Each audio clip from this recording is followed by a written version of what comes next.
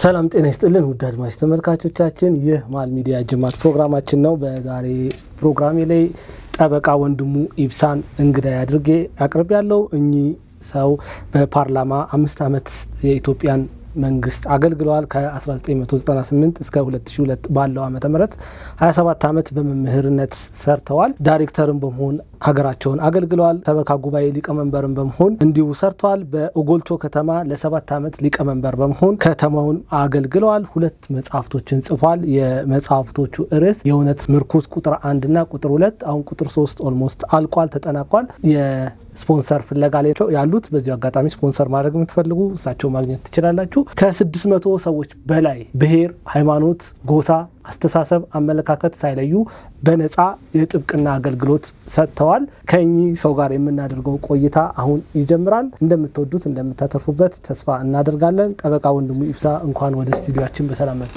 ቢኒያምና ማል ሚዲያ ከልብ አመሰግናለሁ። ላለፉት 1 አመታት የትግራይ ጊዜያዊ አስተዳደር ሆነው የቆዩት ሌተናል ጀነራል ታደሰ ወረደ በጠቅላይ ሚኒስትር ዶክተር አብይ አህመድ ድጋሜ 1 አመት የስልጣን ዘመን መራዘም ተደርጎላቸዋልና ይሄንን እንዴት ይመለከቱታል? የትግራይ ህዝብስ እንዴት ይሄንን ጉዳይ መሻገር መቻል አለበት? አመሰግናለሁ። ምንድነው ፈረንጆች የሚሉት ወዲዛ ቢፍ ይላሉ፣ ከብት ስታረግ ጉበት ይታለ ማለት ነው። ጥያቄ እንደዛ ነው። የትግራይ ህዝብ ታሪክ ኢትዮጵያ የአንድ ሳንቲም 2 ገጽታ ናቸው። ኢትዮጵያን ከመሰረቱት ከገነቡት ለኢትዮጵያ ከደከሙት ህዝቦች መካከል የትግራይ ህዝብ በግንባር ቀደም ወይም በእኩልነት የሚሰለፍ ህዝብ ነው። ይህንን ታሪክ ለመረዳት ማደንቀውና የሚደነቅ ሰው ዶክተር ሙሉጌታ አረጋዊ የተባሉ ሀገረ ትግራይ የሚል መጽሐፍ ጽፎ አንብቤ ጨርሻለሁ።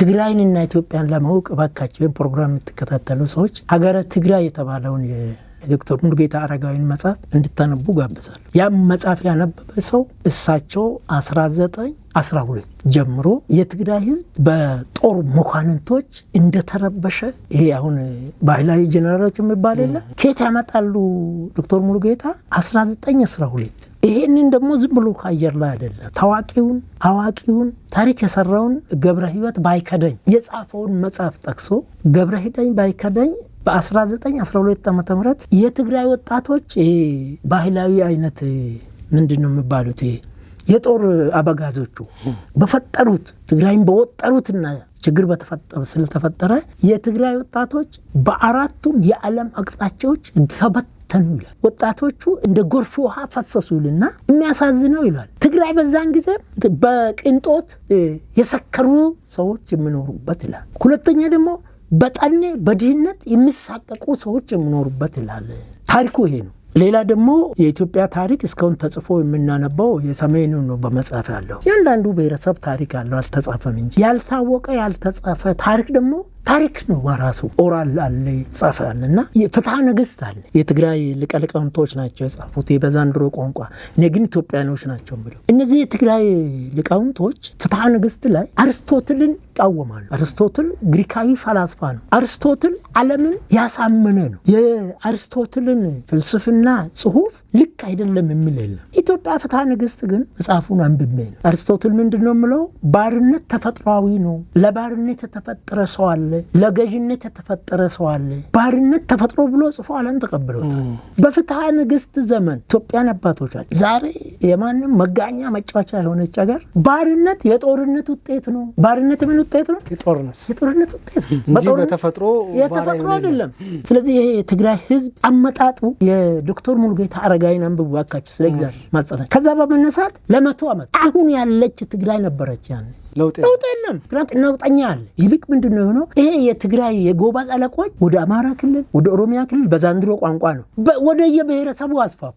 ከ100 አመት በላይ የትግራይ ህዝብ እንዲህ እንደዛሬ በአራት ሙቅጣጫ ይባል። የዛሬ ሳምንት አሰላ ሄዱ። አሰላ ሲሄድ መኪና መንገድ ላይ ተበላሽታ እንዲቆመን ስናወራ አንድ ልጅ ትግረኛ ያወራል። 4 ልጆች ከሱ ጋር ቆመው አወራሉ። ቀልቤን ሳቡና ጠጋብዬ ከየት መጣችሁ አልኩ።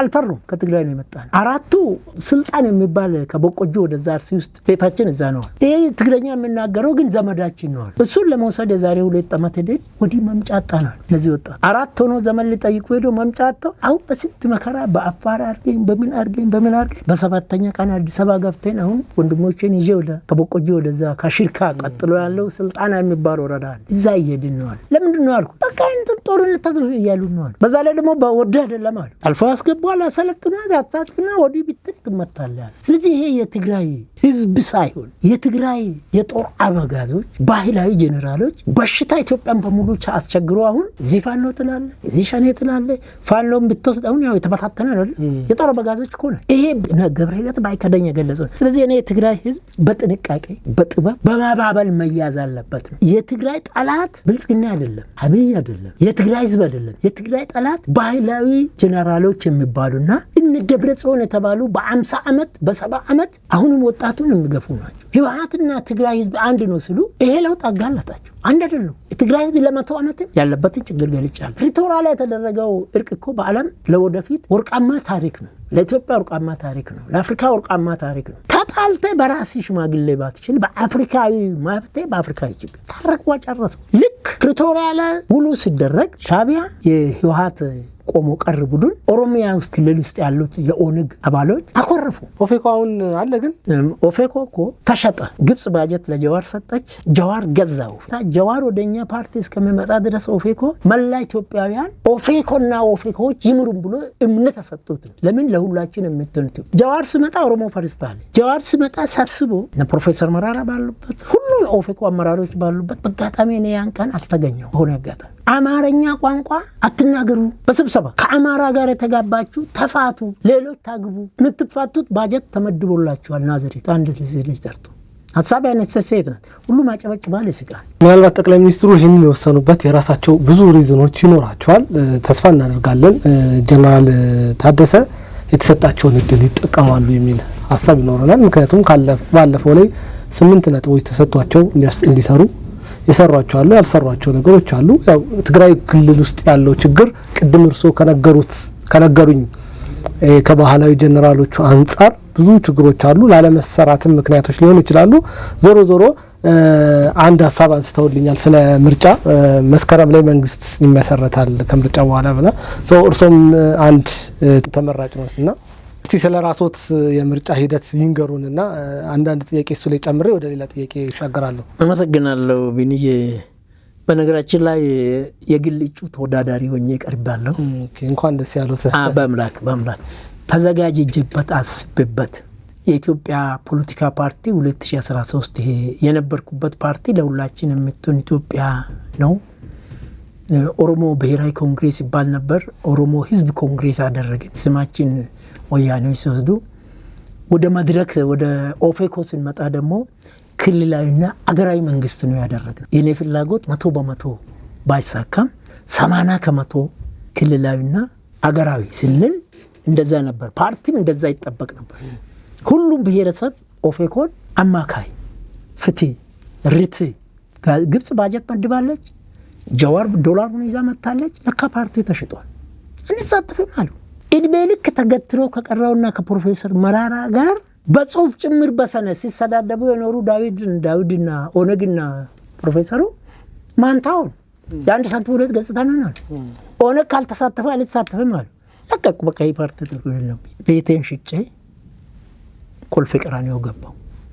በትክክል አስቤ ኮልፌ ቀራኒዮ ከገባው ቀጣውን 7ኛ ምርጫ ወዳደራለሁ ብዬ ህዳር 21 ቀን 2016 ነው የገባሁት። በደም ተዘጋጅቼ ኮልፌ ቀራኒዮ ፈራ ተባያልኩ። ምርጫ ቦርድን መግለጫውን ተከታትዬ እጄ ሲመዘገብ 5000 ደጋፊ ፊርማ አምጣሉ። ቢኒያም በጣም አስደነግጣል። ኮልፌ ቀራኒዮ ወረዳ 11 ነው ያለሁት፣ ረጲ አካባቢ 2 ዓመት ነው ኖርኩትና እኔ ስራ ፍርድ ቤት ላይ ነው። እንዴት አድርጌ ነው ትነምነው? በጣም ከባድ ነው። 5000 ሰው ማስፈረም 5000 ሰው ማስፈረም ተወልጄ ያደኩበት አይደለም። 2 ዓመት ከምናምን ነው። የሚያቆትም ብዙ ሰው የለም። እንትን ወረዳዎች አካባቢ ያቁኝ። ፈራ ተባያልኩ። በኔ ህግ መጻፈም ላይ ጽፋለሁ። እውቀት ድፍረት ከሌለው ዋጋ የለው። ፍላጎት ድፍረት ከሌለው ዋጋ የለው። የጋን ማብራት ነው። ሞክሩ እንድሟልኩኝ እጄ ወረዳውን ሳልነጋገር ሁሉም እንትኖቹ እንጣለን እንደግባለን አሉ። ጀምሩልኝ አልኩ። ማመን አትችልም። በ13 ቀን በ14 ቀን 5700 ሰው ሰበሰቡ። ሞራሌ ጥፋላ። ችግሩ የገጠመኝ እንት የሚፈርሙበት ወረቀቱ ላይ እንደዚህ ስሜን ወንድሙ ብሎ አስቸገሩ። ሲያስፈርሙ ልጆች ነው ማስፈርሙ። ፎቶግራፍ የለጠፍኩበት። ፎቶግራፌን ካዩ በኋላ ከሱሉልታ ከቦሌ ከየካ ከለገጣፎ ለገዳይ ወንድሙ ሆነማ እንመርጣለን ብሎ ወደ 500 ወረቀት ገባ ጣልቃ። ይሄን ይዤ አዲስ አበባ ምርጫ አስተባባሪዎች ጋር ሄድኩኝ። ሲሄደን አውጣሉ አጋጣሚ 5700 ስለሆነ እነሱን አውጥቼ እንደገና ሌላም ትንሽ አስመዝግቤ በ16ኛ ቀን አሟላው። አዲስ አበባ ምርጫ ድጋፍ ሰጠኝ። ወረዳ 11 ድጋፍ ሰጠኝ። ይሄን ይዤ ምርጫ ቦርድ ሄድኩኝ። ለማሳጠር ተመዘገብኩ። አሁን ህጋዊ እጩ ተወዳዳሪ ነኝ። መወዳደሪያ ምልክቴ ኮምፓስ ነው። ኮምፓስን የተመረጡበት ምክንያት ምንድነው? ኮምፓስ በጣም ጥሩ። ኮምፓስን ስመርጥ ቤተሰቦችም ጓደኞችም ያማከሩ አልተቀበሉኝም። ፈረስ ምረጥ፣ ከበሮ፣ ባህላዊ ነገር፣ ጭራ ምናምን እንደዚህ አይነት ነገር አለ። እኔ ግን ሰው ምልክት አይቶ ሳይሆን ሐሳቤን አይዲያን እንድመርጥ ብዬ ኮምፓስ ማለት ኢትዮጵያ በአጼዎቹም እንደነገርኩ የነበረው ታሪክ አስቸጋሪ ነው። የፖለቲካ ልህቃን ነን የሚሉ ኢንጂነር ፖለቲከኛ፣ ዶክተር ፖለቲከኛ፣ ፕሮፌሰር ፖለቲከኛ በፖለቲካ ሳይንስ ዓለምን እንመራለን የሚሉት አቅጣጫ የጠፋቸው ናቸው። አቅጣጫ ማሳየት አለብን። አቅጣጫ ምንድነው? ኢትዮጵያ የሰው መገኛ እንጂ መጋኛ ሀገር አይደለች። ኢትዮጵያ የብቁዎች፣ የንቁዎች፣ የቅኖች፣ የጀግኖች አገር እንጂ የመጋኞች መጫወቻ አይደለች። መጋኛ ማለት ነብዩ መሐመድ ዘረኞችን ጥንቦች ይላቸዋል። እኔ ደግሞ ዘረኞችን መጋኛ ነው። ለሁላችን የምትል ኢትዮጵያ የሚል ሰው ውሸት ነው። ተጋለጠ። ብሔሬ ፈርስት አለ። ብሔሬ ወርቅ ነው የሚል ተጋለጠ። ኢትዮጵያ የሚል በሰብአዊ መብት ያደነቅናቸው ለኔ ምስክር ወረቀት ተሰጥቶት ሁሉ አሁን ምን ሆኑ? የአማራ ፖለቲከኞች ሆኑ። ሰብአዊ መብትን 20 ዓመት ሰብአዊ መብት ነው ብሎ ህዝብ እምነት ተጣለባቸው። በአሁኑ ጊዜ የፋኖ ደጋፊ ሆኑ። ስለዚህ ኮምፓስ ኢትዮጵያ ውስጥ የጠፋውን ፖለቲካ ወደ አቅጣጫ መመለስ። ኢትዮጵያ የሰው መገኛ ናት። የስልጣኔ መገኛ ናት። የጥበብ መገኛ ናት። አርስቶትልና የኢትዮጵያን ፍትሐ ነገሥት ገልጬልሃለሁ። ባርነት የጦርነት ውጤት እንጂ ተፈጥሯዊ አይደለም። ኢትዮጵያ በሁሉም መስክ በዓለም ውስጥ 193 ዩናይትድ ኔሽን የሚያውቃቸው ሀገሮች አሉ። በፊፋ አይደለም በዓለም አቀፍ አትሌቲክስ 206 ሀገሮች አሉ። በሙሉ ቅኝ ገዝቷል። የኢትዮጵያ ቅኝ ግዛትም አልገዛችም። ቅኝ ግዛትም አልተገዛችም። የመጨረሻ ጣሊያንን 5 ዓመት ተጋድላ ወጣቱ ኦሮሞ፣ አማራው፣ ትግሬ፣ ሶማሊያ ከየአገሩ ተጠራርተው አሰጡት። በ5 ዓመት ጃንሆይ 20 ሺህ ይዞ ነው ማጮው ላይ ጦርነት ተገጠመ። የራሱ ጦር ማለት ከየአካባቢው። ስለዚህ ይሄ ዓላማው አቅጣጫ ጠፍቶናል። ለምሳሌ እኔ 69 ዓመተ ምህረት ኢትዮጵያ ልትፈርስ ደርሳለች ይላሉ። አሁን ያሉት እነዚህ ዘረኛ ሪፖርቶች አልፈረሰችም እንተ አትፈርስም እንተ። አሁን አንድ ከኢህአፓ ጋር ትብብር ፓርቲ ውስጥ ያለ ሰው ስሙን ባልጠራ ይሻላል በሚዲያ ላይ ሳይ 2019 ቁጭ ብለን አሁን ምርጫ ሳይካሄድ ካልተነጋገር 2019 ብልጽግናም ይጠፋል ኢትዮጵያም ትጠፋለች ይላል። ተመሰፈራል። ኢትዮጵያን እኮ እንኳን የተራ ኢህአፓ ባለ ምናምን ነገር እንግሊዝ አላጠፈችም፣ ጣሊያን አላጠፈችም፣ ኦቶማን ቱርክ አላጠፈችም፣ ደርቡሾች አላጠፉም። የደርቡሾች ጦር ውስጥ የአሜሪካ ጀነራል ጦር ነበር አማካሪ። ደርቡሾችና ኢትዮጵያ ሲዋጉ ናጽ ዮሐንስ አንገት ተሰጡበት። ሳይድ በራይ አልቻለም፣ ኢሳያስ አልቻለም። ልብ አድርግ መድረክ ተሰጥቶ 2019 ልክ ጀዋርና ልደቱ መስከረም 30 በኋላ መንግስት የለም እንዳሉ ለብልጽግና ተወካይ ነው እና ዶክተር ብቅላ ናቸው የቀረቡት። 2019 አሁን ካልተመካከለ ለውጦች ቁጭ ብለን ካልተመካከለ 2019 እግዚአብሔር ምስክሬ ነው ኢትዮጵያን ትጠፋለች፣ ብልጽግና ይጠፋል። ብልጽግና ተወዳደር እያለ መድረክ እየሰጠው ነው። ብልጽግና ኢትዮጵያን ማጥፋት አይደለም። ብልጽግና ለምን ይጠፋል? ኢህአፓ እኮ ከደርግ ያላነሰ ወንጀል ሰርቶ ዛሬ ህጋዊ ሆኖ መድረክ ተሰጥቶታል። እሺ ብልጽግና ይጥፋ ይበል፣ ኢትዮጵያን እንዴት አድርጎ ትጠፋለች ይላል። እኔ ሃይማኖተኛ ነኝ፣ መነሻዬ እስልምና ነው፣ አሁን ኦርቶዶክስ ነኝ። ቅድም እንዳልኩ የኦርቶዶክስ ሰበካ ጉባኤ 4 ዓመት ሳገለግል በተቻለ መጠን ሞክራለሁ። ዛሬ የምትገረ የተናገርከው መላኮች ይጽፋሉ እዚህ ላይ አሉ። ገብቷል። ስለዚህ እኔ የጠፋው ኢትዮጵያን ፖለቲከኞች ኮምፓሱን ጠፍቶናል። ኮምፓሱ ምንድን ነው? የሰው ዘር መገኛ ነን፣ መጋኛ መጨፈር አይደለንም። ሰውነን፣ በሰው ሰውነት እንከበራለን፣ በኢትዮጵያዊነት እንከበራለን። ሰውና ኢትዮጵያዊነት የተከበረበት ሀገር 80ውን ብሔረሰብ ይከበራል። አሁን እንደምደረገው አማራ፣ ኦሮሞ፣ ትግሬ ይሄ አሁን በቀደመ ጊዜ በ60ዎቹ ብሔሬ ቋንቋ፣ የብሔሬ ባህል፣ የብሔሬ ታሪክ፣ ሃይማኖት የተጨቆነ ብሎ የታገሉ ሰዎች ክብር ይገባቸዋል። የጥንት ኦነግ፣ የጥንት መነሻ ኦነግ ህወሓቶችም ጭምር ታላቋን ትግራይን መሰረታለን ብሎ መውጣታቸው ነው እንጂ የነበረውን የደርግን ስርዓት መቃወማቸው በዛው ትክክል ነው። ከዛ ወዲህ ወያኔ የገባበትን ማጤ የመጀመሪያ በደል የተበደለውና የተሸነፈው የተቀጠቀጠው እኮ ትግራይ ህዝብ ነው። እኔ ማምር ነኝ፣ ፓርላማ ሞኛ ያውቃለሁ። በኢትዮጵያ ውስጥ ሴፍቲኔት ከሚወስዱት ደሆች ቁጥሩ 1 ትግራይ ነው። ሰፊ ህዝብ ያለው ኦሮሚያ ነው። ሰፊ ህዝብ ያለው አማራ ነው። ሰፊ ህዝብ ያለው ደቡብ ነው። ሴፍቲኔት ይወስዳሉ። ቁጥሩ 1 ግን ሴፍቲኔት ማለት እኮ የነጣ ማለት ነው። ማን ነው? አንድ ባህላዊ ጄኔራል ምግባ ነው ምናምን የሚባል ሰው ክረምት የት ነው አለ ዱባይ። ክረምት የት ነው አሜሪካን። አንድ ጄኔራል እንዴት አድርጎ ነው እንዲህ ነው? 14 ነው ምናምን በላይ ካምፓኒ አለኝ አለ። ይሄ ለትግራይ ህዝብ ምን ጠቀመ? ስለዚህ ይሄ የአባገዳ ልጆች ነው ብሎ የሚጨፍሩት ኦነጎች ምናምኖች አቅጣጫ ተፋቸው ናቸው። ኦነግ አሁን ሞቷል አክቹአሊ። አሁን ተስፋ አረጋለሁ ኦነግ ውስጥ ያለው ልጆች ይሄ የ60ዎቹን ቢጤ ከምክር በቃል እንዲያስወግዱ ነው። ለማጠቃለል ይሄን የመረጥኩት አስቤ አቅጄ ካሁን በኋላ እኔ የአገሬ ፖለቲከኛ እንጂ መካሪ እንጂ አስተዋጽኦ አበርካች እንጂ የምንም ፓርቲ አባል አይደለሁም አልሆንም። ኢትዮጵያውያኖችም አቅጣጫ እስከሚስተካከል ድረስ እባካችሁ ወጣቶች፣ የኢትዮጵያ ፖለቲከኞች ከዳር እስከ ዳር አቅጣጫ ጠፋቸው ናቸው። 47 ህጋዊ ፓርቲ አለ፣ በተለይ ምርጫ ላይ የገቡት እነዚህን አከብራቸዋለሁ። ከ47ቱ በቁጥር ከፍ አድርጌ 10 ፓርቲ ነው ወደ አቅጣጫ እየመጣ ያለው፣ ወይ 5 ፓርቲ ነው። ቀሪ በሙሉ አቅጣጫ የጠፋው። ለምሳሌ ጊዮን የአማራ ጊዮን ይልና ስለ ኢትዮጵያ እንዴት አወራል እንዴ? ትቀልዳለህ። በኦሮምኛ ቆቶን ሙከሙሩ ባቴ ሶጥ ይባላል። ይሄ ገበሬ መጥረባ ይዞ ሲወጣ መቁረጥ የሚፈልገውን እንጨት ፈልጎ ይቆርጣል እንጂ ያገኘውን እንጨት አይቆርጥም። ሞፈር ከፈለገ ፈልጎ ሞፈር የሚሆነውን እንጨት ይቆርጣል። ቀንበር የሚሆን ከሆነ ቀንበር ይቆርጣል።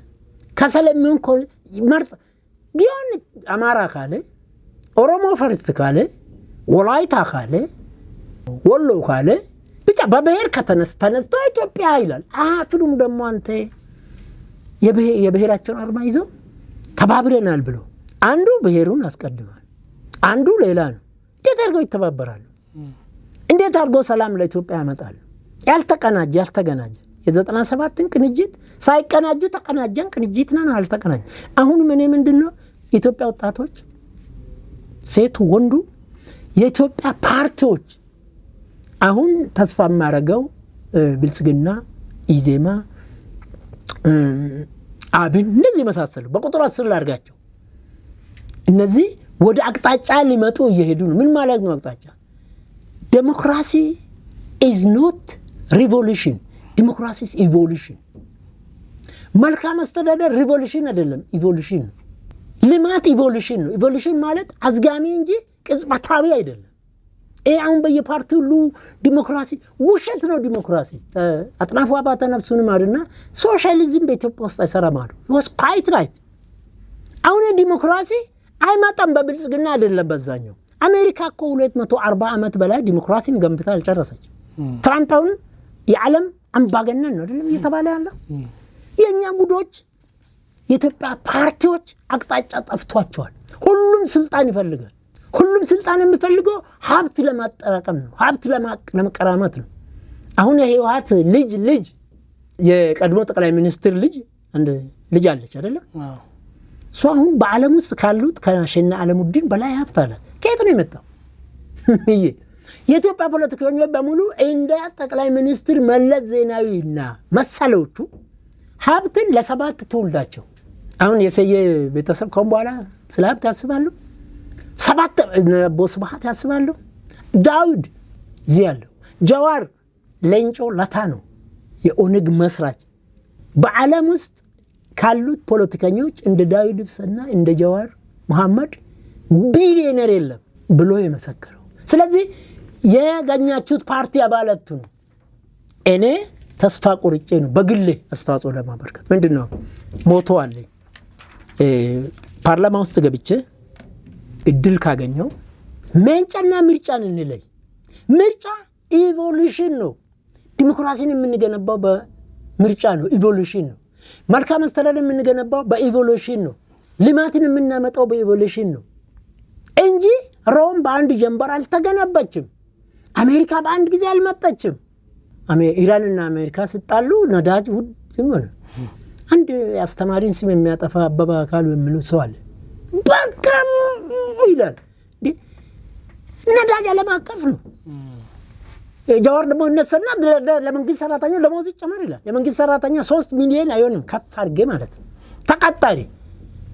ኢትዮጵያ ህዝብ ዛሬ 120 ሚሊዮን ነው። 3 ሚሊዮን ሰድ 127 ሚሊዮን ምን ብላ ምን ይጠጣ? የማይሆን ነገር ከቲንግ ፊት ተሽሉታል። ቻይና የእግሪ ቁጥር 45 ነው። ጫማ የምትገዛው 40 ነው። 5 ቁጥር ጫማው ይጠባል። አትግዛ ቁጥር እግሪና ጫማ ይገጣጠም። እግሬን እየቆረጥኩ አስገግራለሁ አለ። በቻይና ውስጥ ድሮ የጫማ ዋጋ በቁጥር ነው። ለ45 ቁጥር ገንዘብ አልበቃውም። ቻይናዎች ገንዘብ ይወዳሉ። አልቻለም። ካቲንግ ፊት ለእግሪ የማይሆን ጫማ አትግዛ ማለት ነው። ዲሞክራሲ እናመጣል። እኔ ካልበላው አይኔ ያይ ማምሮ ነው። እኔ ካልበላው አፍንጫዬ ጥሩ ነገር አያሸትም። አይኔ ጥሩ ነገር አይ። የኢትዮጵያን ችግር ለመፍታት በፓርቲ ፖለቲካ አይደለም ሰው በመሆንና ኢትዮጵያዊ በመሆን ኢትዮጵያዊነት ከአሜሪካዊ ዜግነት በላይ ብርቅና ድንቅ ነው። ይሄ ከሆነ ኢትዮጵያዊ ማለት ነው 80 ብሔረሰብ ነው። ስለዚህ ባጭሩ እኔ የኔ ምርጫ መወዳደሪያ ድል አግኝቼ ከገባው እሞክራለሁ። ምገባ ይመስለኛል። ሪቮሉሽን የሚባል የጠቀመ ሀገር የለም። ቻይና አሁን ስሟ ቻይና ኮሚኒስት ፓርቲ እንጂ ጠቅላላ ሪቮሉሽንን ትታ ኢቮሉሽን ዓለም የሰለጠነው በዚህ ነው። ኩባን ካስትሮ ለመሰለ ሰው ያ ነው ይሄ ነው። ስለዚህ ባጭሩ እኔ ይሄ በሩጫ የሚደረገውን ለመርታትና አንዱ ይሄ ነው። ሌላው በፓርላማ ውስጥ እድል ካገኘው የመንግስት ምስረታ መነሻው ቤተሰብ ነው። ትዳር የግል ጉዳይ አይደለም። ፒኤልሲ ነው። ኃላፊነቱ የተወሰነ ማህበር ነው። ሁለት ሰዎች ሲገናኙ እርስ በርስ ሁለቱ ከተዋወቁ በኋላ በጠለፋ እንኳን ብታገባ የልጅቷን ወገን ያንተ ወገን ተነጋግሮ ሰርግም ባይሆን ማህበር መስርቴ ነው። ሴትዋ አንተ ጋር ካለች ልጅም ባይኖሪ የልጅቷ ቤተሰብ አለ፣ ሴትዋ ያንተ አለ፣ መንግስትነት ይጀምራል። ማክበር፣ መከበር፣ አብሮ መብላት፣ አብሮ መጠጣት። መቼ ጠዋት ከማታ መስጠት ተሰለችም። እኔ 48 ዓመት ነው ከአንድ ሚስት ጋር 72 አግብቼ 48 ዓመት ኖራለሁ። 30ኛ የጋብቻ በዓል አክብራለሁ፣ 40 አክብራለሁ፣ 50ኛ አንተም ትገኛለህ ታከብራለህ። 19 ልጆች አሉ። አድሚኒስትሬተር ነኝ እኔ። እንዲህ አይነት ፋሚሊ ቤተሰብ ባይኖር አሜሪካኖች 52 የትዳር አይነት አላቸው። መጽሐፉን ልክልሃለሁ። 52ቱ ይሄ እንደኔ ከአንድ ሚስት ጋር ግግም ብሎ የሚቆያል ወይም ደግሞ 4 ሚስት አግብቶ የሚቆያል። ይሄ አርሲን ገበሬ ነግራለሁ ነገርኩም። አርሲ ሄጄ በዚህ ሚዲያ ላይ ነገርኩም። አርሲ አሁን ባለፈው ሳምንት ሄጄ በሚሳ ሰዓት የኔ ጓደኞች ሽምግልና ለአንድ ባንክ ሰራተኛ የገበሬ ልጅ ሊጠይቁ ይሄዳሉ። በከንዱሙና አብረን እንሄዳሉ። እኔም ከሀገር ከወጣው ከአዲስ አበባ ከገባው 20 ዓመቴ ነው። ኢንትረስቲንግ ነው። ሰውዬ ባንክ ማናጀር ነው። 45 እድሜ አላቸው። መኪና አላቸው፣ ቤት አላቸው። በአሰላ ስታንዳርድ ማለት ተንደራቀቀ ህይወት የሚኖሩ ናቸው። እንዲህ ስታሸበላ ነው። እሱን ሰላም አልኩና ሻቡና ብለን መኪና ይዘን ከጓደኞቼ ጋር ገበሬ ቤት ሄድን። ገበሬ ኮንጎ የለበሰ ነው። ሰውዬ ምን አለው ምናምን ጠየቀንና እድሜያቸው ስንት ነው አሉ። 45 ዓመት መቼ ነው ስራ ካዙ? ስንት ጊዜያቸው ነው? ወደ 25 አካባቢ ሆኗል። መኪና አላቸው፣ ቤት አላቸው። 25 ዓመት በሙሉ ለምንድን ነው ትዳር ሳይዙ ልጅ ሳይወልዱ ይቆዩት? ወንድም አንተ ነህ ከአዲስ አበባ የመጣው እናንተ እዚሁ ናችሁ። እቅርታ አድርግልኝ። ልጄን ብቻውን መብላት ለለመደ፣ ብቻውን መልበስ ለለመደ፣ ብቻውን የሚኖር አስተዳደር የማይችል ለዚህ ባለጸጋ ላላችሁት ባለ ባንክ ማናጀር ከሚሰጥ 3 ሚስት ያለው እስላምኑን ክርስቲያን ከጠየቀኝ 4ኛ ሚስት አድርጌ እሰጣለሁ። ለምን ብትሉኝ አስተዳደር ይችላል አለ። ሚስትን አቅፎ መተኛት ይችላል አለ። ልጅ ማሳደግ ይችላል አለ። ኢብን ቢመጣ ይሄ ራሱ ወዳድ ነው፣ አይችልም አስተዳደር። ወንድሙ ይቅርታ እኔ ጥዬ መጣሁ አሁንም ስጠይቅ አልሰጠማል። ምንድነው ቤተሰብ የግል ጉዳይ አይደለም። አሁን በርካታዎቹ ትዳር አልባዎቹ በ70 ዓመትም በ80 ዓመትም በ20 ዓመትም ሴት የሚጠሉ ሳይሆን አብሮ መኖር የሚጠሉ ራስ ወዳዶች ጋብሮቦች ጉድፈቻ እንኳን አይወስዱም። ወይ ደግሞ በተፈጥሮ ወንድም ሴትም ላይወልድ ይችላል። አበበች ጎባና ነው ሰው ልጅ ያለው ሰው ጉድፈቻ በሚትወስድበት ኢትዮጵያ አብሮ መብላት ብርቅና ድንቅ የሚደነቅ በሆነበት ጊዜ ብቻውን የሚኖር ሰው ልክ ያርሲ ገበሬ 3 ሚስት ላለው 4ኛ እሰጣለሁ ሃይማኖት ሳላይ አለ። እሳቸው ሃይማኖት እስላም ናቸው። ክርስቲያኑን እኔ አላቅም አለ። ሰው መጀመር አለበት አለ። ትዳር ሊፈርስ ይችላል፣ ሊቀጥል ይችላል። ስለዚህ በፓርላማ ውስጥ እድል ካገኘው ቤተሰብ የአገር አስተዳደር መሰረት ብቻ ሳይሆን የመንግስት መዋቅር ትንሹ ቤት ነው፣ ትልቁ ቤት ነው። ስለዚህ ትዳር አሁን በአዲስ አበባ ውስጥ አንተም ታውቃለህ 2000 ትዳር ከያዘ ከ1000 በላይ ከ1500 በላይ ይፈታል። ምገርም የአዲስ አበባ ውስጥ አሁን ትዳር ለማዝ ቤት አለው መኪና አለው። እኔም አሁን የ20 ዓመት ልጅ አገባለሁ በአዲስ አበባ ውስጥ። አቧር ሰዎች አኮሩኝ። ሙስጠፋ ነው የሚባሉ ሰውዬው አይሆንም ማለት አይሆንም፣ ይፈታታናል፣ ያስተዳድር። ስለዚህ ቤተሰብ ሰብካለሁ። በአጠቃላይ ኢትዮጵያ የሰው ዘር መገኛ፣ የስልጣኔ መገኛ፣ የጀግኖች መገኛ፣ የማትበገር የማትሸነፍ ያልተበገረች ያልተሸነፈች የማትፈርስ ሟርተኞች ኢትዮጵያን ካፈረሱ በኔ እድሜ ከ69 ጀምሮ ኢትዮጵያን እንዳፈረሱ ነው። ይሄ አሁን የኢህአፓ ማን ነው ትብብር በሚባል ፓርቲው በኢትዮጵያ ሚዲያ ቀርቦ 2019 ትብብር የሚለውን ካልተቀበላችሁ ከዛ ወዲህ ቁጭ ብለን ይሄ ሽግግር ከምርጫ ቦዲ ሽግግር የልደቱ ነጃዋርና ካልሆነ 2019 ኢትዮጵያ ብልጽግና አይኖርም። እንዲህ አይነት መጋኛ አስተሳሰቦች መጋኛ ሰዎችን በፓርላማ ለማጋለጥ በኢትዮጵያ ስም የሚነግቱት በብሔር ስም የሚነግቱት በዛሬ ጊዜ የብሔር ባህሉ ታሪኩ ቋንቋ እምነቱ ሰማናዎቹም ያልተከበረ የለም። ክልሎች ራሳቸውን እያስተዳደሩ ነው። ኦሮሚያ ውስጥ ጥሞ የለም። አሁን ደግሞ ኦሮሚያ በወጣቶች ነው እየተመረች ያለች። አማራንም ከፕሬዝዳንቱ በቀር በሙሉ ወጣቶች ነው። ትግራይ ብቻ ነው የቀረው። ሶማሌን ሁሉም ክልሎች ደቡብ ኢትዮጵያ፣ ምዕራብ ኢትዮጵያ፣ መሀል ኢትዮጵያ፣ ሲዳማ ወጣቶች ነው። ስለዚህ እኔ በግል የመረጥኩት የኢትዮጵያ ፓርቲ ውስጥ የምትገቡ ወጣቶች ፓርቲዎቹ አቅጣጫ የላቸውም። በቁጥር 10 ፓርቲዎችን እየሞከሩ ነው። አገር ለመገንባት የትብብር ዲሞክራሲ ያስፈልጋል። ለምሳሌ ብልጽግና በታሪክ ከወንበር ስግብግብነት ወጥቶ በአዲስ አበባ ከተማ 3 ወንበሮችን ለተቃዋሚ ፓርቲዎች ለቀቀ። ይሄን የሚቃወሙ አሉ። ይህ በጣም የሚገርም ነገር ነው። 3 ወንበር ማለት አንድ ምርጫ ጣቢያ እኔ አሁን ኮልፌ ቀራኒዮ ምርጫ ጣቢያ 24 ነው የሚወዳደረው። ብልጽግና እዛ ባይወዳደር 12 ሰው ነው የምንወዳደረው። ኢዜማ ይሁን አብን ይሁን ምን ይሁን 12 ፓርቲ ነው። ብልጽግና ራሱን ቆጠበ። ከአዲስ አበባ 3 ወንበር ለቀቀ። ለብልጽግና ለኢዜማ አይደለም ለቀቀው። ሟርተኞች ለኢዜማ ለቀቀ ይላል። በአጋጣሚ ሊሆን ይችላል፣ ፈልጎም ሊሆን ይችላል። ኢዜማ ሊቀመንበር መተባበሪያ አይደለም እንዴ? ለምን አብይን ለምንድን ነው የምናደንቀው? ወንበሩ ለቀቀለት አይደለም? ኢዜማ ይሁን እናት ፓርቲም ይሁን ነጻነት ፓርቲም ይሁን አብንም ይሁን ይወዳደራሉ። ብልጽግና ግን ብዙ አባሎች ስላሉት የኔ አባሎች ለዛ ድጋፍ ስጡ ይባላል አይደለም እንዴ? ለምሳሌ አሜሪካ ውስጥ ምርጫ ሲደረግ የኔ ደጋፊዎች ለገሌ ስጡ። ኦባማና ማናት ክሊንተን ሲወዳደሩ ኦባማ እያየለ መጣ። የኔ ደጋፊዎች በሙሉ ለኦባማ ድምፅ ስጡ ነው አለች አይደለም? ይሄ እኮ ነው ኢቮሉሽን መሰልጠን። ኢትዮጵያ ለመጀመሪያ ጊዜ አስደናቂ ነገር። ይሄ ብቻ አይደለም። በፓርላማ ተከበሩ ዶክተር ብቅላ ናቸው ተናገሩት። 460 ወንበር ላይ ብቻ ነው ብልጽግና የተወዳደረው። 460 ወንበር። የኢትዮጵያ ፓርላማ 547 ወንበር ነው ያለው። 38ቱን ለትግራይ ክልል እናውጣ። 509 ወንበር ነው። ኢህአዴግዬ ብትሆን ኢሰፓዬ ብትሆን በኃይለ ማርያም ቢሆን ይህን ሁሉ ይለቃል? 49 ወንበር ለተቃዋሚዎች ለቀቀ። በእንደ አገር ማለት ነው። 49 ሰው ፓርላማ ውስጥ ይገኛል ማለት ምክንያቱም ብልጽግና ተወዳድሮ ብዙ ደጋፊ 13 ምናምን ሚሊዮን ብር ሰው አለኝ ይላል። ይህን ሁሉ ስጡት ለገሌ ብል ለእናት ፓርቲ ደግፉ ብል ይሄ ዲሞክራሲ አይደለም እንዴ?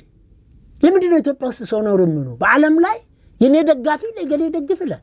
ጓደኛም መምረጥ የምትደግፈው መምረጥ ደግሞ ያንተ ሰብአዊነትም ህሊናም ነፃነትም ነው።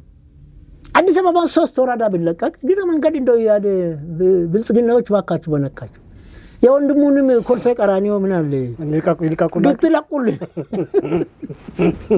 በነካጃችሁ ለፓርቲዎች ብቻ ለምን እኛ አሁን 73 ነን ግልጮች ለ73ቶቹ ለአንዱ እንኳን እናንተ ይውጡና በገጠሪም ሆነ በከተማ የወንድሙን ብታስቀድሙ ምንም አይጎዳችሁ። የነኩት ጥሩ ስለ በነካጃቸው ስለዚህ አሁን ሟርተኞች ገብተዋል። ብልጽግና ይሄ ላይ ዲሞክራሲ አስፍቶ ኢህአዴግ 100% ሰው ከማን ጋር ነው የሚወዳደሩት? እኔ ከዶክተር ከረዲን ጋር የሰላም ሚኒስትሩ ህዝብ ግንኙነት ናቸው። አውቃቸዋለሁ፣ ወዳቸዋለሁ ግን ወጥሬ ነው የምወዳደራቸው። የሚገርም ነገር ያሸንፋሉ እርሳቸውን ብለው ያስባሉ። በጣም አሸንፋለሁ ብዬ ነው የማሸንፍበት ምክንያት አንደኛ አሁን ድጋፉን ሳይ ብልጽግና ህዝቡ ከኔ በላይ ያውቃል። የሚሰራ ሰው ይሳሳታል አይደለም? ኮልፌ ቀራኒዮ ደግሞ በብዛት ሌሎች አካባቢ ልማቶች የሉም። እንደዚህ አካባቢ ሌላው አካባቢ እንደሌላ አይደለም። አሁን ቦሌ ቢሆን አልወዳደርም። በጣም ችግር ላይ ነን። መንገዱ ችግር ነው፣ ምኑ ችግር ነው። ሁለተኛ ደግሞ ወጥረ ነው የምወዳደረው። ግን ብልጽግና መሆኑ አይከብዶትም ማለት ስሙ በራሱ አይከብድም? ስሙ ይከብዳል። የምትታገለው ከቀበሮና ከዝንጀሮ ጋር ሳይሆን ከአንበሳ ጋር ነው። ከገጠምኩ አይቀር እንኳን ከዶክተር ከረዲን ጋር ገጠም። ምክንያቱም ስትሸነፍም እንዳሸነፍኩ ነው የምቆጠረው። ነገር ግን እንዲህ በቀላል አልፈኝ ብዬ አምናለሁ። በጣም አድርጌ ቀሰቅሳለሁ፣ እየቀሰቀስኩ ነኝ። ይሄ አርማ ደግሞ አቅጣጫ የጠፋውን የኢትዮጵያ ፓርቲ ፖለቲከኞችና ፖለቲከኞችን ብልጽግና በእኔ አረዳድ አቅጣጫውን ይዟል። ደርግ እግዚአብሔርን አሳጣን። ሰው በብልጽግና ቢሸነፉ ምንም አይከፉትም። ይሄ ለምን ይከፈኛል? እንትን በውድድሩ ላይ ጫና ካልፈጠሩብኝ ይሄ ምናምኑ ካለለ አይ በህግ ፕሮፐርሊ በስነ ስርዓት ከተሸነፍኩ እግዚአብሔር ይስጥ ብዬ ነው የምለቀው። ካሸነፍኩ ግን እግዚአብሔር ይስጥ ብሎ ነው የምለቅልኝ ዶክተሩ። እርግጠኛ ነኝ ደግሞ እነሱም ያውቃሉ። ለ6 ዓመት እኮ ከ2006 እስከ 2010 በልደታ 19ኛ ችሎትና 4ኛ ችሎት ለ6 ዓመት ብሔሪ ምንድነው ሃይማኖት ምንድነው ዘሪ ምንድነው በነጻ ጥብቅና አገልግሎት የተሰጠውት እኮ ዘር ማንዘሩ እዚህ ኮልፌ ቀራኒዮ ነው። አሁን በርኩበት ቦታ መስጠት ምንድነው ምለኝ ለምሳሌ ቦሌ ሰዎች ለኮልፌ ቀራኒዮ ዘመዶቻችን ተናግረን ምንድነው ምሉ ኮምፓስ ለምን አረክ ነው እኔ ዓላማ ሐሳብ ላይ ነው። ዶክተር ከረዲንን በሐሳብ ነው ማሸነፈው። ዶክተር ከረዲንን በህዝብ ድምጻን ማሸነፈው። ህዝቡ ዶክተርን ከመረጠ ህዝቡ ብልጽግናን ከመረጠ ኦኬ ነው። ምን አለ ግን ዶክተሩ ምናልባት ዶክተር ከረዲን ብልጽግናን ይዘው መወዳደራቸው ጀስት አሁን ዶክተር ከረዲንን የማያውቃቸውም ሰው ቢሆን እድለኛ ናቸው ብለው አያስቡ ማለት እኔ ከሳቸው ጋር መወዳደር አልኩ እኮ እርሶ ሳይሆን እሳቸው ዶክተር ከረዲን ብልጽግና ውስጥ መሆናቸው ነገሮችን ስለሚያቀልላቸው እድለኛ ናቸው ብለው ያስባሉ። እርሶ ተወዳጅ ኖት፣ ብዙ ነገሮችን ያውቃሉ፣ ይታወቃሉም ከዚህ በፊት ምናልባት ዶክተር ከረዲንን ብዙ ሰው ላይ ያውቃቸው ይችል ይሆናል፣ ደግሞ የሚያውቃቸው ብዙም ደግሞ ሊኖር ይችላል። በሁለታችሁ መሀል ያለው ፉክክር ጤነኛና ጤናማ ሆኖ እንደሚሆን ተስፋ አደርጋለሁ። ደሞም ይሆናል፣ በጣም ይሆናል እርሶም እንዳሉኝ ማለት ነው። ምናልባት እሳቸው ትንሽ የብልጽግና አባል መሆናቸው እርሶ ላይ ፍርሃት አልፈጠረም ወይ ነው? እኔ አድቫንቴጅ አለኝ ነው የምለው። 97 አርሲዝ ወይ ዱግዳ ምርጫ ሲገባ የወረዳው የኦፒዲዮ ኃላፊ ነበር ከኔ ጋር የተወዳደረው። እኔ እና እሱ መዛ ወረዳ ተወላጆች ነን። እኔ በብዙ ተሳትፎ አለኝ። ልክ አሁን የ6 ዓመት ነፃ አገልግሎት እንደሰጠው ሰው በርታ እንደሚለኝ ሁሉ እሱ በጣም በስልጣን ይበልጠኛል። የህዝቡን ቴንሽን ሳይ ግን እስቲ ወንድሙ ገብቶ ይሞክር ነበር ገበሬ። ወደዚህ ወደ ከይረዲንና ወደ ብልጽግና ልምጣ። ብልጽግናን አይተዋል ሰው በፓርላማ ውስጥ ወንድሙ ገብቶ ምን ያወራል? ምርጫን ደግፉ፣ ሜንጫን አትደግፉ። ሜንጫዎች መጋኛ ናቸው። ሜንጫዎች ዘረኛ ናቸው። ሜንጫዎች አይደለም ለኢትዮጵያ ለብሔራቸውም አይበጁም። የትኛውም የኮልፌ ቀራኒዮ ነዋሪ ሆነ ወረዳ 11 ወይ ደግሞ መራጮቼ በተለይ አዲስ አበባ የትኛውም ቢሆን ሜንጫን አይመርጡም። ሜንጫ እኮ በአማርኛ ተናገር ይላል። ሜንጫ ቡድን ምናልባት ከነሱ ጋር አይደለም አሁን እየተወዳደሩ ያሉት ማለቴ ድምጽ ላገኝ ይችላል የሚልበት ምክንያት እኔ ወደ ፓርላማ ቢገባ የሜንጫና የምርጫን ሐሳብ በፓርላማ ውስጥ ሜንጫዎች መጋኞች ናቸው፣ ዘረኞች ናቸው፣ ሃይማኖት አይቀበሉም። የኛ ዘር የኛ ብሔር የኛ ሃይማኖት ፈርስት ነው የሚሉት። ብልጽግና ይሄንን ላይል ይችላል። እኮ ምሎት እኔ አሁን እየተወዳደሩ ያሉት ከብልጽግና ጋር ነው። ብልጽግና ብቻ አይደለም አሉ ደግሞ ሌሎችም ኢዜማ አለ፣ እናት ፓርቲ አለ። እኔ እኮ አሁን ያልኩት ምን አለ ኢዜማ እንደው በነካ እጅግ ከኮልፌ ቀራኒዮ ብልጽግና ቢወጣ ሌሎቹ ማሸነፍ አይከብዶትም። አይከብደኝም። ብልጽግናን እንቦን አለቅም ነው የምለው፣ ወጥሬ ነው የሚይዘው። ለምን እንደሆነ እንግዲህ አሁን በርካታ ሰዎች መውደይ እንትን ነው ነገርኩ እኮ ፊርማ ሲፈርሙ 5700 ሰው አስፈርሜ ወደ 50 ሰው ነው ከውስጥ በዛስ ምክንያት እንደገና ለማስፈረም ምን ሆነ መሰል ከሱሉልታ ከምናምን የሚመጣው ፎቶግራፍ አድርጌ ነው እዚህ እንትኑ ላይ መስፈረማ ላይ ምርጫ ቦርድን አስፈቅጄ እዚህ ወንድሙማ እኮ ዝም ብሎ እኮ ነው ይቀሰቀሳሉ ልጆቹ። እንደ ወንድሙ ይብሳ እኮ ከሱሉልታ እኮ ነው የመጣው ምርጫ ቦርድ ጋር ሲሄድ ይሄን አውጣ። አሁን ምንድነው ተስፋ ማረጋው አዲስ አበባ ያሉ ክፍለ ከተሞች ኮልፌ ቀራኒዮ ዘመድ ያላቸው እኔ ከብልጽግናዎችም ደጋፊዎች ያሉ ብዬ ነው ማለት በጣም የሚጣሉኝም አሉ። ለምሳሌ ፕሪቶሪያ ሲፈረም ሻቢያ የኦነግ አክራሪዎች የኦሮሚያ ብልጽግና ውስጥ ያሉ ጭብጥ ያሉ አክራሪዎች እንድታሰር ፈለጉና ቀሰቀሱብኝ። እርሶ ማለት ነው ያን የታሰርኩ 2015 ታስሮ ነበር እንዴ? አታስሬ ነበር። ይኸው ነገር በጃኖ ጊዜ ታስራለሁ 66 ዱላ ቀምሻለሁ። በደርግ ጊዜ 5 ወር ታስራለሁ። አሪፍ ያደግያ አንተ ያደግስ አልታሰሩም? አልታሰርኩም ይነግሩኝ ነበር። ከፕሮፌሰር ጋር ባንክ እንጂ ሆዲ ንጹህ ነው የዋኔ ምንም ክፋት የለኝም ከሱ ሰው እየተነጠለ ይሉኝ ነበር። አላሰሩኝ። ብልጽግና አስሮታል። ብልጽግና እኔ ደጋፊ ነኝ አባል አይደለሁ። ግን አሰሩት። ያሰሩኝ ምን እንደሆነ ታውቃለህ? ፕሪቶሪያ ላይ ፊርማ ሲፈረም የኦሮሚያ ብሔራዊ ክልላዊ መንግስት ባንዲራና መዝሙር አዲስ አበባ 500 ትምህርት ቤቶች ውስጥ ወጣ ተባለ። ተቃወምኩ በሚዲያ ወጥቼ ሰፊ ኦሮሚያ ውስጥ የኦሮሚያ ብሔራዊ መዝሙር እኔ ማምሮኝ ዳይሬክተር ነኝ ዘምረናል። አዲስ አበባ ውስጥ የኦሮሚያ ቢሮዎች ያሉበት ሁሉ የኦሮሚያ ባንዲራ ኢትዮጵያ ባንዲራ ወጥቷል። በኦሮሚያ በአዲስ አበባ ውስጥ ያሉ የኦሮምኛ ትምህርት ቤት የሚሰጥበት ጊዜ ኦሮምኛ ባንዲራ ወመዝረ በመላ አዲስ አበባ የፌደራል ከተማ ነው እንደሚባል አዲስ አበባ የዚህ ብሔር እዛ ብሔር አይደለች፣ የኢትዮጵያኖች ናት። ኢትዮጵያም ሁላችንም ናት፣ አዲስ አበባም ሁላችንም ናት። አስተዳደሩ በጥበብ እንትን ይደረጋል። ስለዚህ ባንዲራን በአዲስ አበባ ትምህርት ቤቶች 500 ምናምን ትምህርት ቤቶች ነው ያለ እዚህ ውስጥ ለማለውለም አይሄድና ብሔር የኦሮሚያ ባንዲራ የኦሮሚያ ብሔራዊ መዝሙሩ ይዘመር ማለት ጠብል በደላላ የተቃወማችሁት የሰላም ፕሪቶሪያ ነው እንጂ ባንዲራ ለማምጣት አይደለም ብዬ ጮኩኝ። እሱ ብቻ አይደለም ኦሮሚያ ብሔራዊ መዝሙር ውስጥ ጡሪ በረድባ የሚባል አለ የ100 ዓመት ድፍ እምቢ አልኩኝ። ኦሮሞ ድፍ የለውም እንደ የትኛውም ውጋ አርሲ ላይ አርሲ ኦሮሞ ነው። እንደውም ዶክተር ገመቹ የሚባል ነገር የኦሮሞ ሁሉ ታላቅ ህዝብ አርሲ ይላል። ይሄ ከምኒልክ ጋር የተፈለገው ጎንደር ጎጃም በሁሉም አቅጣጫ የምኒልክን አንገብርም ውጋ ሲከፈት አርሲዎች እኮ 5 ዓመት እኮ ነው የተዋጉት። 5 ጊዜ እኮ ነው የተዋጉት። 5ቱን አሸንፈው አንደኛ ነው የተሸነፈ። ይሄን ሁሉ ጠቅሼ ጡሪ እድፍ የሚባለው ጀግኖች ናቸው አርሲዎች፣ ጀግኖች ናቸው ወገኖች። ጡሪ እድፍ የምትሉትን እድፍ ፈልጉ። ኦሮሞ ህዝብ የኦሮሞ ትግል እድፍ የለውም፣ እድፈኞቹ ፖለቲከኞች ናቸው የሚል ወሬ ያወራ። ፍርድ ቤት እዚህ ሸገር ከተማ በዚህ ግዴና አጥፌ ቁጭ ስል ከአንድ ፕሬዝዳንት ጋር እንግባባም ነበር። ይሄ ወሬ ተወራ። ልጆች አሉኝ አሁን እንደነገርኩ 19 የልጅ ልጆች አሉኝ ማለት እኮ አሚቻ ጋብቻ አንድ ልጅ ብቻ ናት ጭሮ ያለችው። ይሄ በሙሉ አባታችሁን እንገላለን ብሎ ማስፈራራት ጀመሩ።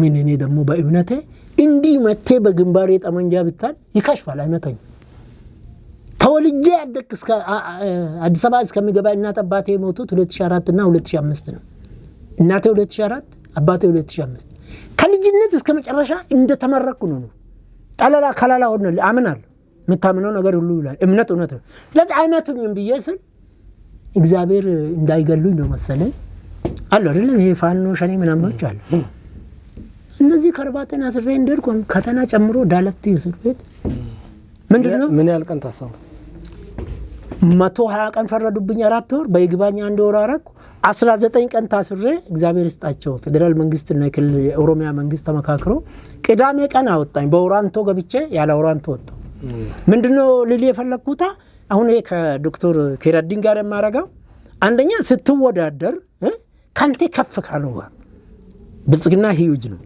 ዶክተሩ ቀላል አይደለም ቀጭኗ ወንድሙም ትታገላለች አንተ እወጥራለሁ ግን ብቻል አሁን ደግሜ የሚለው ረባካችሁ ብልጽግናዎች ኮልፌ ቀራኒዮን ለተቃዋሚዎች ቢለቁ እና ሜዳው አቻውን እንዱ ካኖነ እንትን ደግሞ ዲሞክራሲን መሳተፍ አሁን አንዱም በግል መወዳደር ፈለኩት አትወዳደሩ መንጫ እንጂ ምርጫ አስፈልግም ነው አይደል ለነዲያቱ ምሉት እኔ ደግሞ ምርጫ ኢቭል የዲሞክራሲ መስመር ነው ዲሞክራሲን የትኛውም ፓርቲ የዛሬ 30 አመት ኢትዮጵያ ውስጥ አይመጣም ምክንያቱም ኢቮል ሪቮሉሽን ዲሞክራሲ ያመጣ የአሜሪካ መውሰድ ትችላለ እንግሊዝ እኮ 12 15 ነው ማግና ካርታ መታ ስንት ሰንቸሪ ነው ኢትዮጵያ ውስጥ ልክ አጥናፉ አባታ ነፍሱን ማርና እንዳለው የትኛውም ፓርቲውን ተነስተል የብልጽግና ሙከራ የኢዜማ ሙከራ የአብን ሙከራ አብን ኢትዮጵያን ጠፍጥፈን የሰራን የኢትዮጵያ ውሃ ልክ ነን አሉ አይደለም እንዲህ ያሉት ወጡ አክራሪዎቹ የሻቢያ ተወካዮች የግብጽ ጉዳይ ፈጻሚዎች በለጠው ጥሩ ይዟል ኢትዮጵያዊን አለ ጠቅላይ ሚኒስትሩ ቢቆይ እኮ ነገረመኝ ሹመት መሰጣጣት አይደለም እንዴ እስቲ ኢትዮጵያ ህዝብ ፍረዱ ብልጽግና ከዚህ በላይ ሜዳ ምን አስፋ አዲስ አበባ 3 ወንበር ለቀቀ በኢትዮጵያ ደረጃ በፓርላማ 38ቱ የትግራይ ክልል ወንበር እንዳለ 49 ወንበር ለቀቀ 49 ወንበር ከብልጽግና ውጪ ያሉ ፓርቲዎች ከራከሩበትና ህዝብ ይሰጣል ማለት ነው ኢዚስ አሜዚንግ የሆነ ዲሞክራሲ ብዙዎቹ ምሉት ትን ጋዲስ ኦሮሞ የሚባል የኦሮሞ ፓርቲዎች በለውጡ ሰሞን የፕሮፌሰር መራራ የዳውድ የጀነራል ከማል ገልቹ የአንድ ሌላም አባጫላ የሚባሉ አራቱ ቁጭ አሉና የኦሮሚያን 178 ወረዳዎች ተከፋፍለን ምርጫ እንገባለን አለ ምርጫ የሚባል የለም ተከፋፈሉ ኦነግ 100 ወንበር ስጡኝ አለ ኦሮሚያ ጋዲስ ኦሮሞ ነው ለኦሮሞ ህዝብ እንዲመርጥ አይፈልግም ጃዋሪ ሙሉ ጊዜ 100 ሰዎች ስለ ኢትዮጵያ ችግር እንደሰናለ ያላልኩ ደጋግሞ 100 እንተለቻንስ ስለ ኢትዮጵያ እንደሰናለ አይወስንም ፓርቲ ሐሳብ ማቅረብ ነው ወሳኙ ህዝብ ነው ስለዚህ ተስማሙና ለአራት መስማማት አቃታቸው ፕሮፌሰርና ዳውድም ተጣሩ የኔ ፓርቲ ማለት ነው እንዴት አንተ ትበልጠኛ እኔ እኮ አንጋፋ ነኝ 50 አመት ታግያለሁ ምናምን እነ ከማል ተጣሉና ጋዲስ ኦሮሞ ፈረሰ ምገርሚ ነገር ጫዋው ለማ ያነ ጊዜ ወደ ነዛ ተጓተተ ገብቷል ከህዝብ ምርጫ ውጪ የኦሮሚያን 178 ወንበር ልከፋፈሉ ፈልገው ነበር ፈለጉ ሞከሩ ግን አልተሳካም አሁን ምን ልባርግ ያኔ እነሱ የሰሩትን እነሱ ሞክሩ ያልተሳካላቸው አሁን አብይ በነፃ አዲስ አበባ 3 ምርጫ ጣቢያ ተፎካካሪዎች ተወዳደሩበት ብልጽግና ለቅቄያለሁ በፌደራል ደረጃ 49 በድምሩ ብልጽግና ብዙ ነገሮችን ክፍት አድርጓል ለርሶም ቢለቀቅ ደስ ይሎታል አው ጠይቃለሁ ይርዳውት ጥሩ ውጤት ያመጣሉ ብለን እናስባለን ወደ ሌላ ጥያቄ ልለፍና እግረ መንገዳችን እቺን ኮምፓስ ይጨርሻል አቅጣጫ የጠፋቸውን የኢትዮጵያ ፖለቲከኞችና ፖለቲካችን አቅጣጫ ማለት ፈጣሪን ማክበር ነው አቅጣጫ ማለት ኢትዮጵያዊነትና ኢትዮጵያውያን እንዳይማኑት መያዝ ነው አቅጣጫ ማለት የሰው መገኛ እንጂ የመጋኞች መጫወቻ አይደለም አንድ ኢትዮጵያዊ ዜጋ ከአሜሪካዊ ዜጋ በለጠ ብርቅ ነው ምክንያቱም የ8 ቢሊዮን ዘር ምንጮኛ ነው ስለዚህ ይሄን ኮምፓስ ብላችሁ ወንድሙን ምረጡ ለምርጫ ሲቀርብ መንጫና ምርጫን ላዩ ብዬ ነው የምርጫ ቡድን ነኝ ሁለተኛ ደግሞ ወንድሙ ኢብሳ ብቻ ሳይሆን ወንድሙ ኢትዮጵያ ብላችሁ መርጦኝ ወንድሙ መረጣችሁ ማለት ኢትዮጵያን መረጣችሁ ይቅጠሙት መልካም እድል መኝሎታለሁ አመሰግናለሁ ልደቱ ጀዋር መሐመድ አጠቃላይ በሚዲያ ቅስቀሳ የተጀመረ ነገር አለ ግን እየከሸፈባቸውና እንደውም በሚሊዮን የሚቆጠር ሰው ይከታተላናል ብሎ ሳይሳካላቸው ቀርተዋል እዚህ ላይ የተወሰነ ነገር እንበልና ቀይ ባህርን ጨምረን እንጠቅልለው ይሄ ቅድም ፓርላማ ውስጥ ምርጫ ገብቼ ፓርላማ ቢገባ መጀመሪያ የሚቀሰቅሰው የአገር አስተዳደር የአገር አመራር መነሻው ቤተሰብ ትዳር ያልመሰረተ ሰው የአርሲን ገበሬ ነግራለሁ ፎቅ ቢኖረው መኪና ቢኖረው እንደ አዲስ አበባና እንደ ፈረንጅ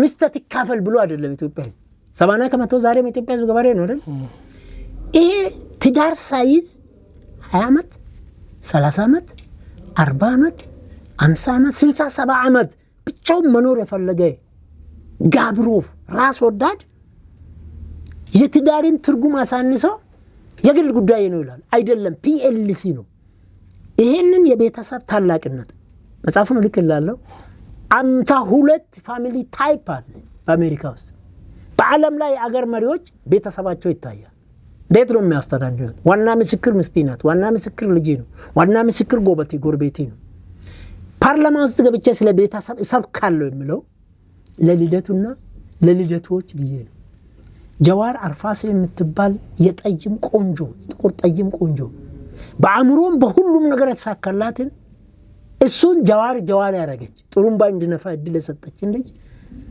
ከእስር ቤት ሲወጣ ፈታትና ሌላ ሴት አገባ እሷን ይፈታታል የተረጋጉ አይደለም የሰከኑ አይደለም እነዚህን አንደም በመንጫ አንደም በምርጫ አንደም ቤታቸውን ሳስተዳድሩ ወንድዬ ትዳር አለ ወይ ስትለው የግል ጉዳይ ነው አልመልስም የሚል ሰው እኮ አውሬ ነው እና እንኮራለሁ 19 የልጅ ከአዲስ አበባ አንደኛ ሳሎን አልቀር የምርን አሳያለሁ አሉም ደግሞ እግዚአብሔር ረድቶኝ ምን ማለት ነው እንዲህ ነው አገር የሚመጣው ይሄን ስታረግ እኮ ቀበቶ ባልቴ ነው ማን አንድ አበባ ካለው የሚባል ሰው ሆዴ ካልሞላ አይኔ አይማል አስተማሪ እንዲህ አይልም ሆዴ ካልሞላ አፍንጫዬ ያሸትማል ይሄ አዲስ አበባን ኮሪደር አይተወኮ ነው ሳትበላ ትጠግባለህ እኮ አፍንጫ ምግብ አለ አይን ምግብ አለ ጆሮ ምግብ አለ መጥፎ ወሬ ለጆሮ ምግብ አይደለም ጥሩ ወሬ ለጆሮ ምንድነው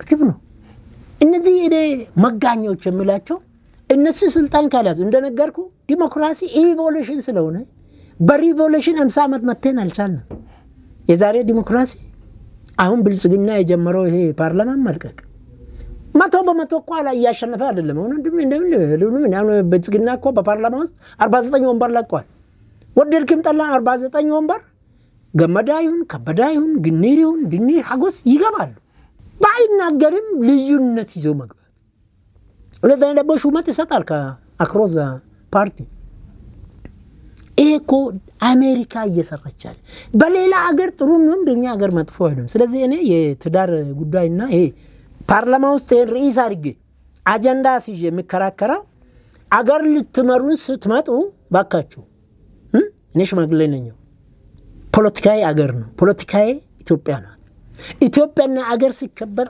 የትኛውም ብሔረሰብ አይነካም ዛሬ የትኛውም ትላንት ብሔረሰብ ገዢ የለም ቡድን ነው ገዢ 225 ንጉሶች ውስጥ የኦሮሞ ንጉሶች በካፋ ጨምሮ 4-5 ንጉሶች አሉ ኦሮሞ ንጉሶች አዛይለ ስላሴ ራሳቸው እኮ ሰው በኢትዮጵያ ባህል እንደ እስራኤል በልጅ በእናት አንጠራም አይደለም አዛይለ ስላሴ እኮ መኮንን ጉዲሳ ልጅ ነው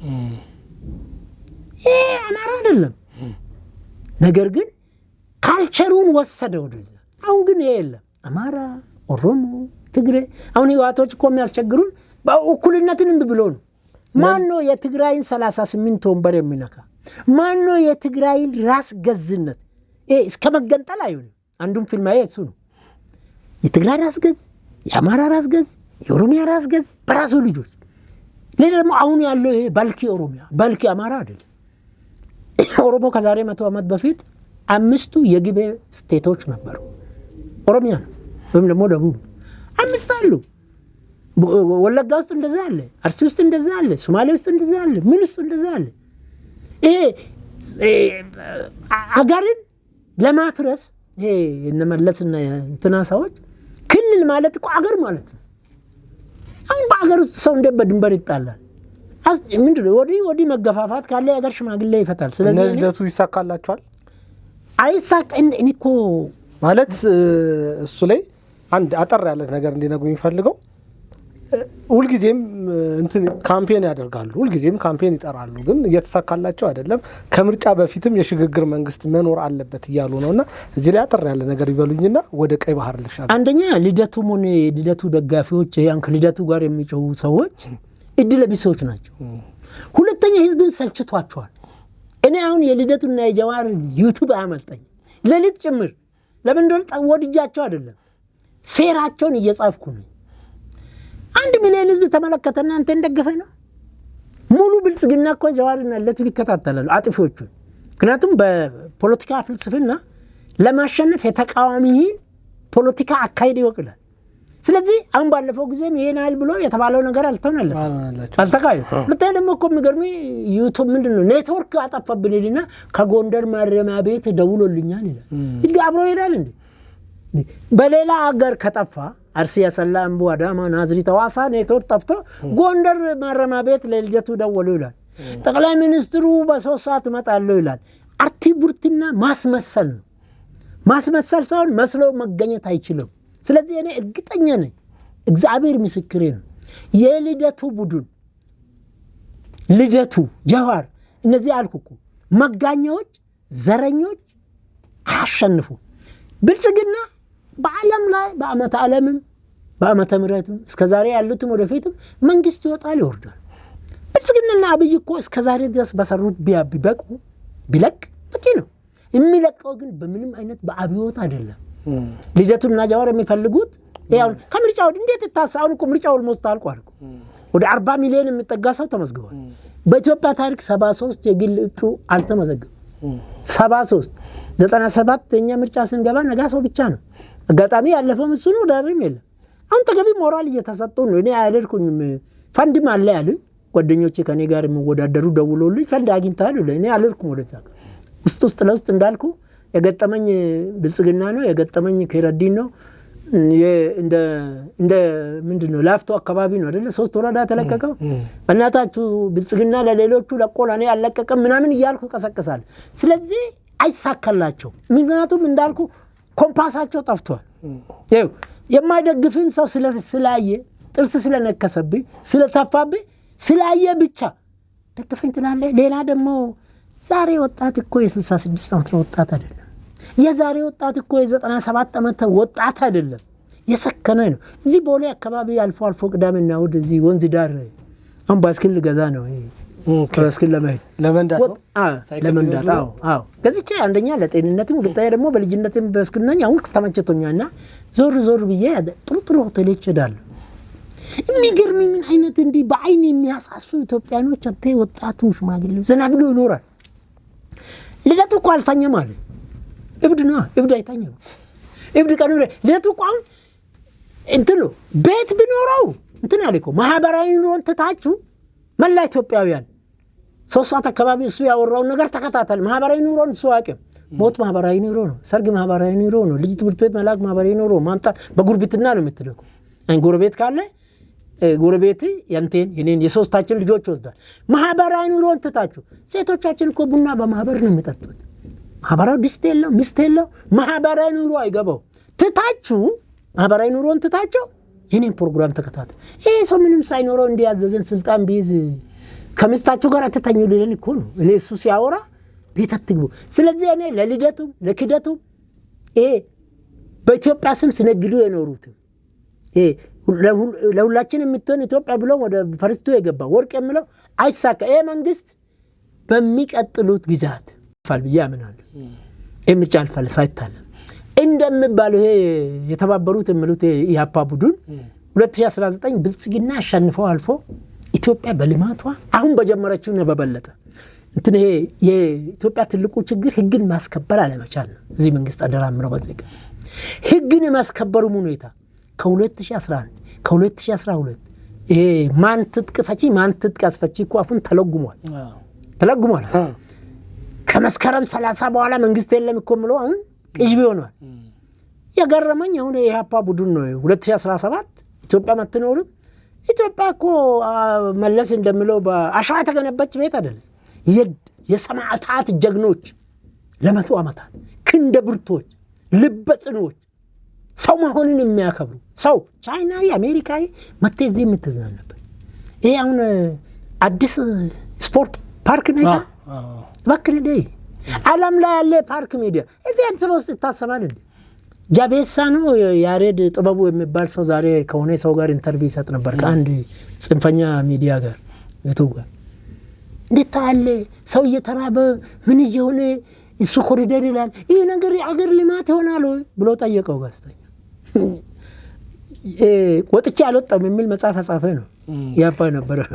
ምን አለ መሰለኝ አይ አለ የኔም ቤት ፈርሷል አለ አዲስ አበባ በኮሪደሩ በኩልና በአዲስ አበባ ሆነ በሌሎች ከተማ በሚደረገው ልማት ላይ ደጋፊ ነኝ አትንኩት አለ። አይ በቃ ትክክል ነው አለ።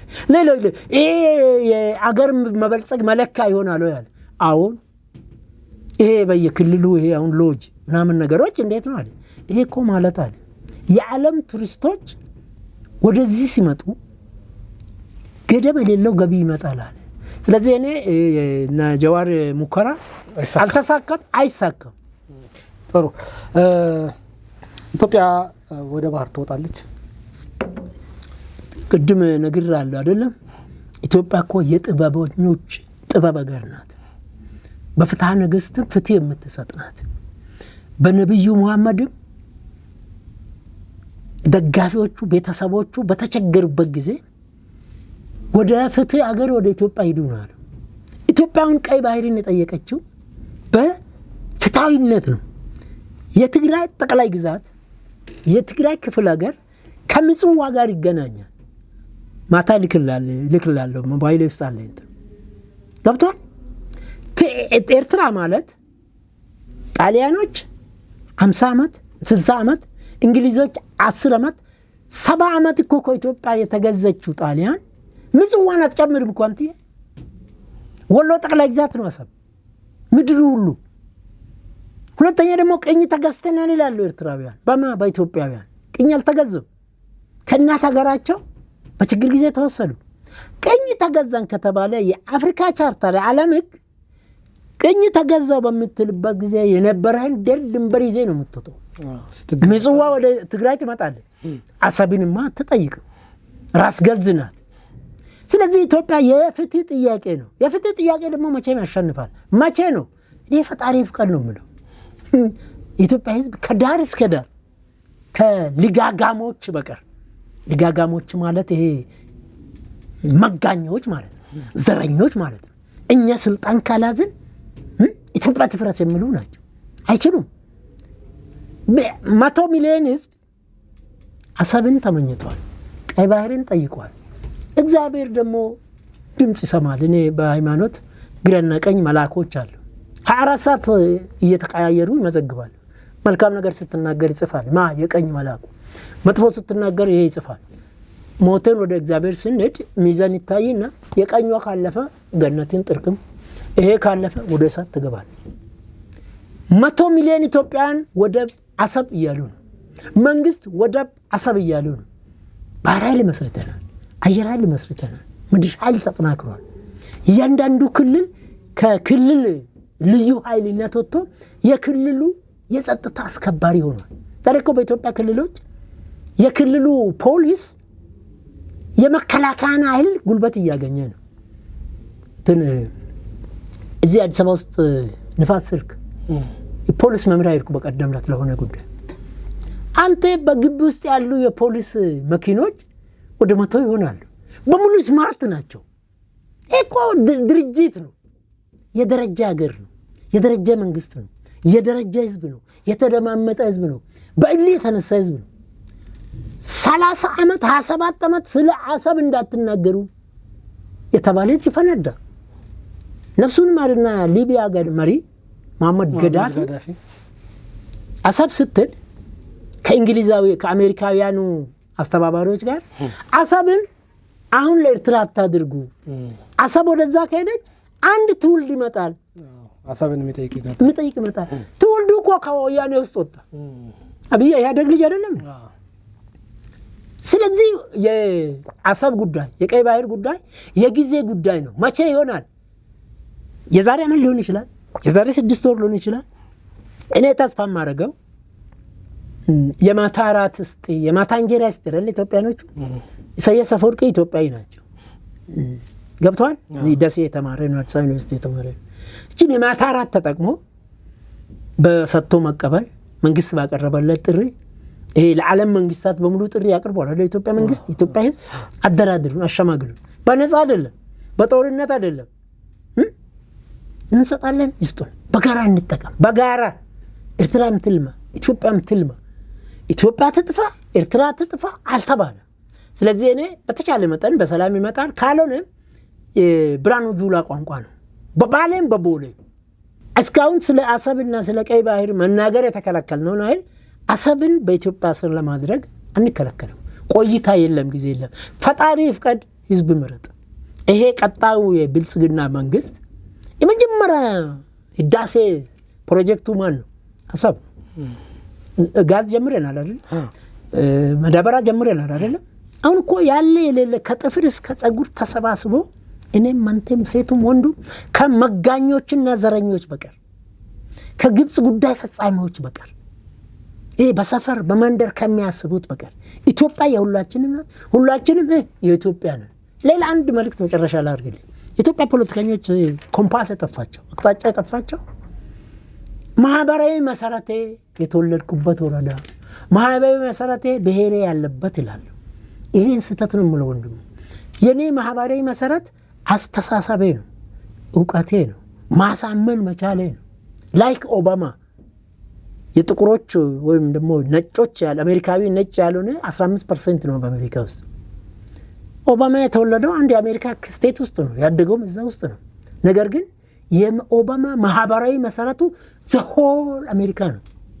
እኔ መቀሌ ሄጄ 2 ዓመት ከኖርኩ በኢትዮጵያ ህግ እንደውም 6 ወር ሐሳቤን ይዤ ማህበራዊ መሰረት መሰረታለሁ። ጅጅጋ ሄጄ አሰላ አርሲ ስለተወለድኩ ማህበራዊ መሰረት አርሲ ብቻ አይደለም፣ ጸባዬ ነው። ሰው መወለድ ቋንቋ ነው በኢትዮጵያ። አንተ ዘመዶች አሉ እኔ አሉ አይደል? ውሎ ገባይ ከማጋ ነው። ብዙ ጊዜ እኮ ዘመድ በሞት በሰርግ በአደጋ ጊዜ ነው የሚገናኘው። ቀሪ እኮ ህይወቴ በሙሉ ከጎረቤት ጋር ምን ነው የምትለው? ስለዚህ ማህበራዊ መሰረት የለውም። አሁን የጠቅላይ ሚኒስትሩ ማህበራዊ መሰረት ስማ 12ቱም ክልሎች የጠቅላይ ሚኒስትሩ ማህበራዊ መሰረት ናቸው። እዚህ ውስጥ ደግሞ የጠቅላይ ሚኒስትር ተቃዋሚ ብቻ ጠቅላይ ሚኒስትሩን ብቻ የሚያወግዙ አይደለም። እኔ ወንድሙን እኮ ፐርሰናሊ የግል የማይወዱኝ ሰዎች አሉ። በጣም ፖፑላር ብዬ ነው የማስበው። ከበቂ በላይ የሚደግፉኝ አሁን ከመኪና ያን አሮጌ መኪና አለችው ያኔ ዲኤክስ ከሳው ልጄ በእግር ሲሄድ እኮ ቀጭኑ ወንድሙ ይወፍራል። ሰው እየመጣ ይጨብጣል፣ ይወዳል፣ ይላል፣ አከብራለሁ። ለምን? ኢትዮጵያን ስለምትወድ ኢትዮጵያ ስለምትል ሞክለኝና ኢትዮጵያ ወንድሙ ኢትዮጵያ በሉኛ ይላል። ወንድሙ ኢብሳ አይደለም አባቴን ሰውነትና ኢትዮጵያዊነትን ኢብሳ ገንዶ ገበሬ ነው አስተማረኝ። አንተ ኢብሳ ሸባለባት ዝርያ አለችው ራማጅ ገንሳ ነዲ የሚባል አጎቱ ነው። እንትን ነው ይሄ እንትንና አላቸው ከብትም አለ ሀብታም ነውና እንደ ጃኖ አባቴ ሆነልኝ ነው እንጂ ኦሮሞውን አርሱን አላሉኝ። ፍትህ ስጥ ርትዕ ስጥ ወንድሙ ሐቀኛውን እምሉኝ የእውነት ምርኩዝ መጽሐፍም ለዚህ ነው። ስለዚህ እኔ የቀይ ባህር ጉዳይ የጊዜ ጉዳይ ካልሆነ 99 አይደለም 100% ቀይ ባህር አሰብ የኢትዮጵያ ነው። በተቻለ መጠን ግን 80-90 ከመቶ እኔ በሽምግልና በድርድር በሰላም ይመጣል። ከገፋ እምቢ ካለ ግን በእርግጠኝነት የፊልድ ማርሻሉ ቋንቋ አሰብን ያመጣል። ጥሩ እሺ። በኔ በኩል ያሉኝን ጥያቄዎች ጨርሻለሁ። ቀረ የሚሉ ካለ በሁለት ደቂቃ ውስጥ የሚናገሩት ነገር ካለ የኢትዮጵያ ወጣቶች አቅጣጫ የጠፋቸውን የፖለቲካ ፓርቲዎች አባል መትኑ ደጋፊ መትኑ። አቅጣጫ ማለት ሰው የተከበረበት ኢትዮጵያ፣ ኢትዮጵያዊነት የተከበረበት ኢትዮጵያ፣ ዜግነት የተከበረበት ኢትዮጵያ እንጂ ይሄ ብሔር ያ ብሔር የተከበረበት ኢትዮጵያን አትደግፉ። አቅጣጫ ኮምፓስ የመረጥኩት አሁን 47 ፓርቲ ለምርጫ ቀርበዋል፣ ተመሰገኑ ናቸው።